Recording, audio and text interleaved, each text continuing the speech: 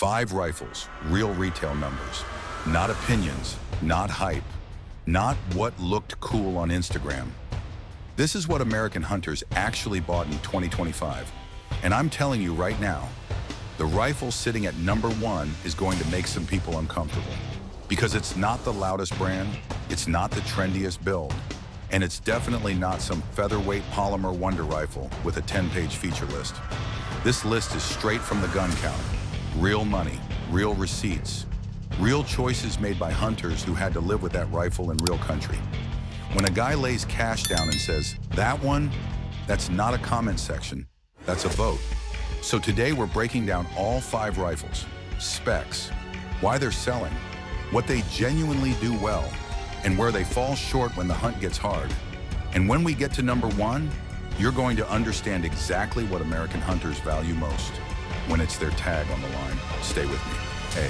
All right, kicking off at number 5. And honestly, this one makes perfect sense the second you understand the backcountry crowd. The Savage 110 Ultralite weighs 5.85 pounds. That's it. Here's a quick real-world comparison. A loaded 32-ounce Nalgene can weigh more than the difference between this rifle and a lot of its competition. And if you've ever climbed hard public land, Colorado elk country, Montana mule deer, you already know that weight savings is not comfort. It's capacity to survive. Every ounce you don't burn on the rifle is an ounce you can spend on water, food, a med kit, or the kind of gear that keeps you alive when things go sideways. The heart of this build is a proof research carbon fiber wrapped barrel. Carbon fiber wrapped over a steel liner gives you the rigidity of a heavier contour. That means more consistent harmonics and tighter groups without paying the penalty in steel weight. It also dumps heat faster than a solid steel tube. And that matters when you need a follow-up shot instead of a long cooldown. Most of the popular chamberings lean hard toward 270 Winchester and 6.5 Creedmoor. Both are efficient enough that a 400-yard shot in calm conditions is not a crazy ask. The Accu-Trigger is user-adjustable from 1.5 to 4 pounds, and you can do it with basic hand tools. At the lighter settings, it breaks clean. No mush, no gritty drag.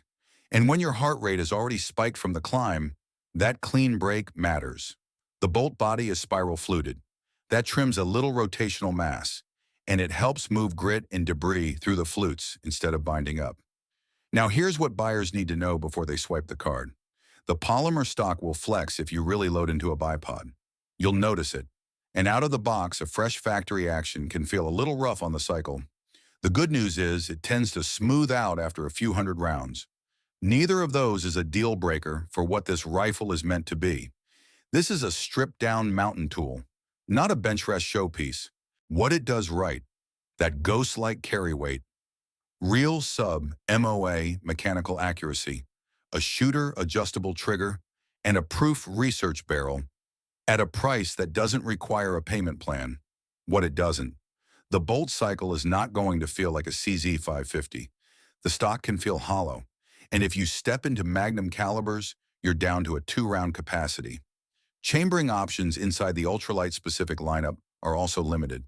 But if your main requirement is a rifle that basically disappears on a multi-day pack, this one earns a spot. Number 4, Tikka T3x Lite. The Tikka T3x Lite has been selling steadily all year, and the reason is simple. It nails a performance-to-weight balance that most factory rifles can't touch. It weighs 6.5 pounds. That's what I call the practical middle. Light enough for all-day carry, heavy enough that you're not fighting the rifle every time you press the trigger. The cold hammer forged barrel is the real headline. Cold hammer forging compresses and aligns the steel grain structure around the bore. What you get from that is consistency, shot to shot, string to string, and on paper that shows up as group size. Half-inch at 100 yards with quality ammo is a realistic expectation here, not marketing fluff. The chambering selection is wide, from 223 Remington up through 300 Winchester Magnum. Same barrel quality across the board. The bolt throw is 70 degrees, and that matters in the real world. Your hand clears the scope objective during the cycle, even with thick gloves, and your follow-up speed is noticeably faster than a standard 90-degree lift. The synthetic stock has an asymmetrical grip texture that actually locks your hand in. And Tikka even put a foam insert in the rear of the stock to kill that hollow plastic drum sound. Small detail, but it makes the rifle feel more solid than the scale suggests. The trigger adjusts from 2 to 4 pounds, and it honestly outperforms a lot of drop-in aftermarket triggers that cost twice as much. Now, the honest downsides, the factory rubber butt pad is stiff, and if you're running heavy magnums, your shoulder's going to know it by the end of a range day. It ships with one front sling swivel, so if you want to run a sling and a bipod at the same time, you're making an aftermarket stop. Those proprietary polymer magazines have a reputation for cracking at the feed lips after hard field use. And that slim barrel contour will start to string shots if you hammer it in a rapid sequence. It heat soaks quicker than a heavier profile, but if you want top-tier barrel quality in a hunt-ready package without custom rifle money, the T3x Lite is a legitimate answer. The Ruger American landing at number 3 tells you something important about the 2025 hunting market. Hunters are smart enough now to separate price from performance. This rifle weighs 6.2 pounds, and it's under $500 at most shops. That price sounds like compromise, but the performance says otherwise. Ruger's free-floated barrel, meaning the barrel doesn't touch the stock anywhere forward of the receiver, regularly prints 1-inch 3-shot groups. The bolt uses a 3-lug system with a 70-degree lift. Same scope clearance advantage you get on the Tikka. The Tang safety placement is genuinely ambidextrous, and it's fast to click off as the rifle comes up. The detail that separates this from a lot of budget rifles is the power bedding system. Ruger molded stainless steel V-blocks directly into the polymer stock, so the receiver is sitting in steel, not just resting inside molded plastic.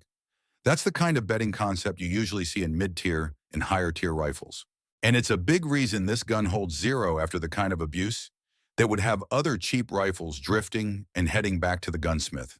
The rotary magazine holds 4 rounds flush, nothing hanging down to snag on brush or straps. And factory threads are now standard on most current production models, so your muzzle device or suppressor mount can go on day one.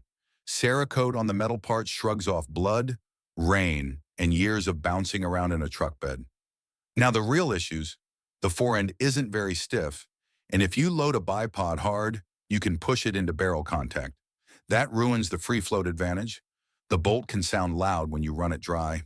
That usually goes away once it's properly lubed. No iron sights from the factory, and it's a little bulkier than the dedicated mountain rifles above it on this list. But the bottom line is simple. Nothing else gives you this much mechanical performance per dollar. If money is tight and you still need a serious hunting rifle, this is the answer.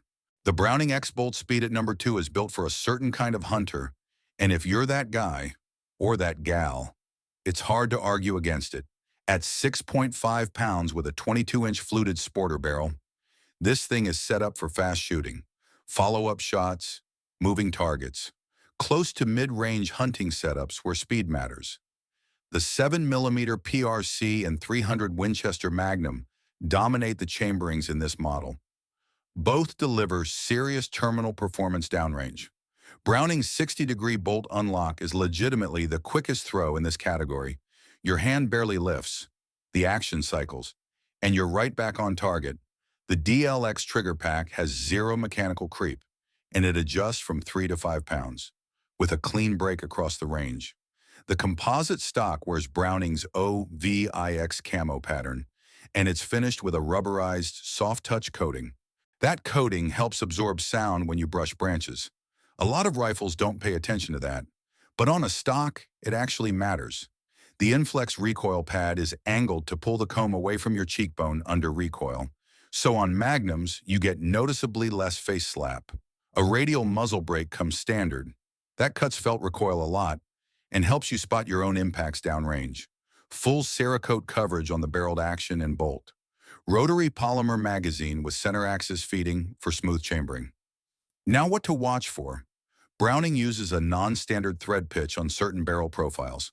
That can create suppressor adapter headaches. Length of pull is fixed, so there's no easy adjustment for different shooter sizes. The price matches the feature list. You are paying a premium compared to the rifles below it here. And even with that recoil pad and brake, running magnum loads through a light rifle still adds up over a long day on the range. But if you want a fast, aggressive rifle, that comes ready to mount a suppressor and looks like it costs twice what it does. This is your rifle. Number 1. Winchester Model 70 Extreme Weather SS. Here's what nobody expected when the 2025 retail data came in. The best-selling hunting rifle in America is a design that traces back to 1936. The Winchester Model 70 Extreme Weather SS outsold everything else on this list. And once you understand the why, it stops being surprising. We are drowning in push-feed bolt actions right now. Push-feed is cheaper to make, usually lighter, and for the vast majority of hunting situations, it works just fine. But there's one scenario where push-feed adds a real variable. When the cartridge strips out of the magazine, the bolt face doesn't take full, positive control until that round is already seated in the chamber. In mud, in cold, in weird body positions on steep terrain, that's where problems show up. The Winchester Model 70 uses a Mauser-style controlled round feed extractor. The instant a cartridge pops free from the magazine, a big steel claw grabs the case rim immediately, and it holds that rim through the entire chambering cycle. You can run this bolt upside down, sideways, at an angle, in ugly field conditions. It feeds and extracts without drama. For hunters chasing bear, elk, or moose in serious country, that reliability is not a preference. It's a requirement. The specs match that durability-first mindset. It weighs 7.5 pounds, a 24-inch fluted barrel. The 3-position wing safety on the bolt shroud lets you lock the firing pin while still opening the bolt to unload a live round. That's critical when you're crossing obstacles. The MOA trigger breaks at exactly 3.5 pounds. No slack. The barreled action sits in a Bell & Carlson composite stock with a full-length aircraft-grade aluminum bedding block running the entire action channel, so your zero stays put. The Permacoat matte finish kills glare and blocks moisture, and it's chambered primarily in 30-06 Springfield and 300 Winchester Magnum, with a sub-MOA accuracy guarantee from Winchester. Now, real-world negatives. At 7.5 pounds, it's the heaviest rifle on this list by a meaningful margin. It can be picky about bullet weights. You'll need to test multiple loads to see what your specific barrel likes. The hinge floor plate is slower to reload under pressure than a detachable box magazine, and stainless steel machined to these tolerances costs money. This is the most expensive factory hunting rifle on the list. But here's what the sales numbers are telling us. American hunters in 2025 picked reliability, longevity, and field-proven design over feature lists and weight savings. The Model 70 Extreme Weather SS runs when conditions are at their worst. It'll outlast the hunter who buys it, and it prints inside MOA from the factory. That's why it's number 1. So that's what the real 2025 retail numbers look like. 5 bolt-action hunting rifles, from a 5.85-pound carbon fiber mountain specialist all the way to a 7.5-pound controlled feed tank. Every one of them earned its place for a real reason, tied to real hunting conditions. Now I want to hear from you. Drop this in the comments. What does your hunting terrain actually look like? Are you grinding vertical miles in the backcountry, where weight is everything? Or are you hunting places where the weather turns nasty, and you need a rifle that refuses to quit? Tell me your situation. I read every comment, and it honestly shapes what we cover next. If this breakdown helped you out, hit like and subscribe. We've got an in-depth comparison on suppressor-ready hunting setups coming up that ties directly into what we talked about today with the X-Bolt and the American rifle. You do not want to miss that one. Stay safe out there.